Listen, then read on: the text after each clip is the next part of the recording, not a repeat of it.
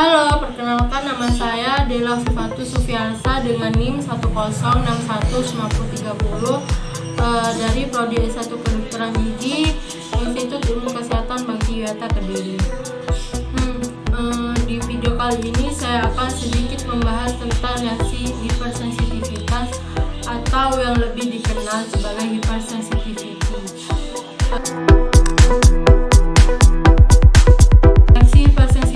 Reaksi hipersensitivitas itu adalah suatu reaksi yang tidak diinginkan atau suatu reaksi yang terlalu sensitif terhadap respon imun sehingga mengakibatkan mencederai tubuh kita sendiri dan akibatnya itu sangat fatal terhadap tubuh kita yang dihasilkan oleh sistem imun itu sendiri.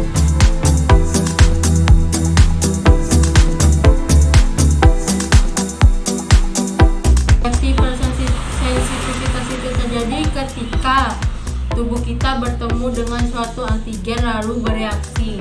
Namun reaksinya secara berlebihan hingga berakibat fatal pada tubuh kita sendiri yang biasanya menyebabkan suatu alergi. Kan biasanya tubuh kita itu tahan terhadap alergi atau penyakit lainnya akibat sistem imun atau yang biasa kita kenal sebagai sistem kekebalan tubuh. Namun pada kondisi kali ini itu kebalikannya, malah dapat mencederai tubuh kita sendiri. Lalu ada beberapa jenis hipersensitivitas atau reaksi hipersensitivitas, yaitu yang pertama ada reaksi hipersensitivitas 1 atau yang biasa kita kenal sebagai reaksi cepat. Kenapa disebut sebagai reaksi cepat? Karena saat tubuh itu terpapar oleh suatu antigen itu kurang lebih 1 jam, terpaparnya itu 1 jam, maka disebut sebagai reaksi cepat. Pada reaksi hipersensitivitas tipe ini melibatkan suatu antibodi yang disebut sebagai imunoglobulin E atau IgE. IgE ini kemudian melepaskan suatu histamin sehingga kita mengakibatkan tubuh kita itu terjadi suatu alergi atau gatal-gatal, ya salah satunya itu disebabkan oleh histamin itu. Beberapa penyakit yang disebabkan oleh hipersensitivitas 1 ini yaitu yang pertama ada biduran, gatal-gatal ruang pada kulit, ya pada kulit kita. Lalu yang kedua ada rinitis atau biasa yang kita sebut sebagai saluran pernafasan, ya penyakit pada saluran pernafasan, reaksi alergi pada saluran pernafasan, yaitu yang menyebabkan bersin, hidung berair, serta gatal pada hidung. Lalu yang ketiga ada asma. Asma sendiri ini disebabkan oleh saluran nafas dan produksi lendir. Maksudnya penyempitan saluran pernafasan, ya, dan produksi lendir dan peradangan serta peradangan saluran pernafasan. Lalu yang keempat, penyakit ini lumayan berbahaya, ada anafilaksis. Anafilaksis ini adalah suatu alergi yang berdampak pada seluruh tubuh hingga menyebabkan suatu kematian. Makanya ketika kita terkena anafilaksis ini langsung dibawa ke dokter atau ditangani secara medis.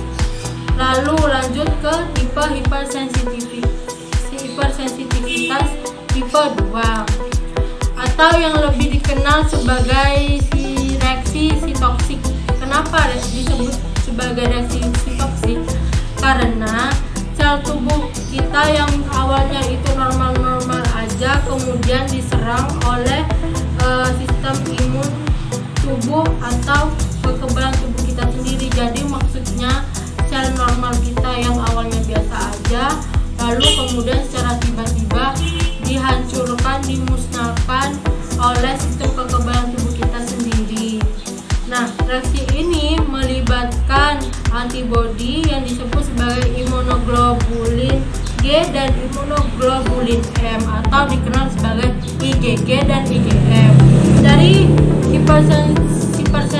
reaksi hipersensitivitas kedua ini ada beberapa penyakit yang disebabkannya. Yang pertama yaitu hemolitik autoimun, yang kedua yaitu penolakan transplantasi organ, dan yang ketiga yaitu penyakit Hashimoto, dan ada beberapa penyakit lainnya ya yang disebabkan oleh reaksi hipersensitivitas 2 ini atau reaksi sitoksik ini. Kita lanjut ke reaksi hipersensitivitas tipe 3 atau disebut sebagai penyakit kompleks imun. Kenapa disebut sebagai penyakit kompleks imun? Dikarenakan antibodi dan antigen serta unsur penyebab produksi antigen itu bergabung menjadi suatu komponen kesatuan, lalu beredar di dalam darah dan jaringan tubuh. Kombinasi antara antibodi dan antigen inilah yang disebut sebagai kompleks imun. Kompleks imun kemudian memicu respon peradangan tubuh dan bisa terdeposit pada pembuluh darah di berbagai organ. Lalu, jika tertanam di dalam ginjal, pada ginjal kita akan menyebabkan peradangan ginjal. Reaksi hipersensitivitas 3 ini sendiri umumnya muncul 4-10 hari setelah tubuh terpapar oleh antigen. Terpapar oleh antigen itu umumnya biasanya akan muncul 3-10 hari.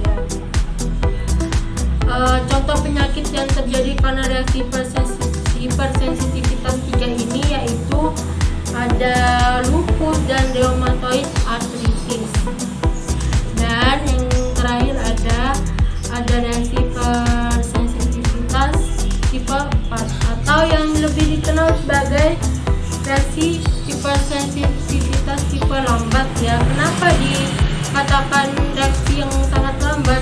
Karena reaksinya yang relatif lebih lama dari reaksi hipersensitivitas yang lainnya, tipe-tipe lainnya ya. Berbeda dengan tipe hipersensitivitas lainnya yang mana antibodi berperan umum. Antibodinya ini berperan sangat umum ya di tubuh kita, dan dalam tipe ini sejenis sel darah putih yang disebut sel T ini berperan dalam menyebabkan alergi. Contoh penyakit yang disebabkan oleh hipersensitivitas 4 ini yaitu ada dermatitis kontak, eritema, multiformis, dan berbagai bentuk reaksi hipersensitivitas akibat obat-obatan lainnya. Nah, itu saja jenis-jenis hipersensitivitasnya ya. Ada 4 jenis reaksi hipersensitivitas. Lalu ketika kita terpapar oleh reaksi hipersensitivitas, sebaiknya segera ditangani. Dan penanganannya itu berbeda-beda, seperti ketika kita terkena ruam, asma, dan peradangan ya, itu sangat berbeda-beda. Namun ketika terjadinya itu secara berkala atau secara berulang-ulang, sebaiknya segera dibawakan ke dokter atau ditangani secara medis biar tidak menyebabkan